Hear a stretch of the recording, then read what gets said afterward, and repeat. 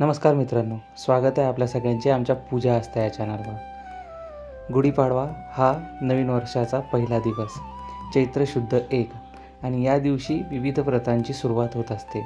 तर चैत्र शुद्ध 1 म्हणजे गुढीपाडव्याला आरोग्य व्रत हे एक व्रत सुरू होते. आयु व आरोग्य प्राप्तीसाठी हे व्रत चैत्र शुद्ध प्रतिपदेला करतात. यासाठी पूर्व दिवशी व्रत करून प्रतिपदेला एका चौरंगावर अनेक प्रकारची कमळे पसरवावीत व त्यांच्या ठायी सूर्याचे ध्यान करावे. पांढऱ्या रंगाची सुगंधी फुले आणि इत्यादी पूजन सामुग्री घेऊन पूजन करावे. अग्नी आणि ब्राह्मण यांना तृप्त करावे. त्यानंतर ब्राह्मणाने आज्ञा दिल्यास भोजन करावे. अशा तऱ्हेने वर्षभर दर प्रतिपदेस आपण हे व्रत केल्यास आणि आनंदाने शिवदर्शन घेतल्यास सदैव आरोग्य नांदते व सौभाग्याची प्राप्ती होते.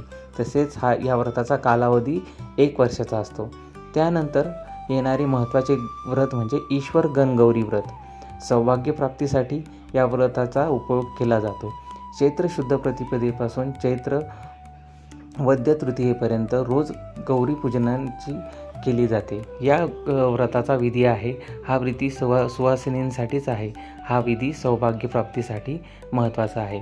कल्पादी तिथी स्वर्गात वास करणाऱ्या आपल्या पितरांच्या मुक्तीसाठी चैत्र शुद्ध प्रतिपदा, पंचमी, वैशाख शुद्ध, तृतीया, कृतिका शुद्ध, सप्तमी, मार्गशीर्ष शुद्ध, नवमी, माघ शुद्ध, त्रयोदशी, फाल्गुन व तृतीया या कल्पारंभांच्या तिथी मानल्या जात असून त्या तिथींवर श्राद्ध केल्यास पितरांची तृप्ती होते असे सांगितले जाते. पौरुष प्रतिप्रता व्रत चारी पुरुषार्थ तसेच विष्णू लोकप्राप्तीसाठी चैत्र प्रतिपदेपासून या व्रताला प्रारंभ होतो. या व्रताचा कालावधी 1 वर्षाचा असून व्रतकर्त्याने पाण्यात उभे राहून विष्णूचे ध्यान पूजन व त्यानंतर पूजन केल्यानंतर पुरुष सूक्त पठण करायचे आहे. दोन्ही पक्षातल्या प्रतिपदांना हे व्रत करतात. हे व्रत तिथी व्रत आहे. तसेच फलप्राप्तीसाठी विष्णू लोक यामध्ये प्राप्त होत असतो. त्याच्यानंतर येणारे अतिशय महत्त्वाचे व्रत म्हणजे ब्राह्मण प्राप्ती व्रत. वेद पारंगतता व स्वर्गप्राप्तीसाठी हे एक काम्य व्रत आहे. या व्रताचा कालावधी 1 वर्षाचा असून चैत्र शुद्ध प्रतिपदेपासून चतुर्थीपर्यंत 4 दिवस करावयाचे हे व्रत आहे. त्यात अनुक्रमे इंद्र, यम, वरुण व कुबेर या देवतांपैकी एकेका तिथीला पूजा करतात. हे देव म्हणजेच वासुदेवाची 4 रूपे असे मानले जाते. पूजेच्या वेळी त्यांना अनुक्रमे तांबडा, पिवळा, काळा व पांढरा या रंगाची वस्त्रे समर्पित करण्यात येतात. हे व्रत केल्याने स्वर्गाची प्राप्ती होते असे शास्त्र सांगते.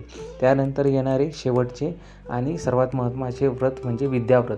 बुद्धी व सिद्धी प्राप्तीसाठी चैत्र शुद्ध प्रतिपदेपासून एका पेढीवर अक्षतांचे अष्टदल कमळ काढून त्यांच्या मध्यभागी ब्रह्मा, पूर्वेला रुक, दक्षिणेस यजुष, पश्चिमेस साम, अथर्वेस उत्तरेस अथर्व, अग्निकोणास षष्ठस्त्र, नैऋत्येस धर्मशास्त्र, वायव्येस पुराणे, ईशान्येस न्यायशास्त्र यांची स्थापना करावी.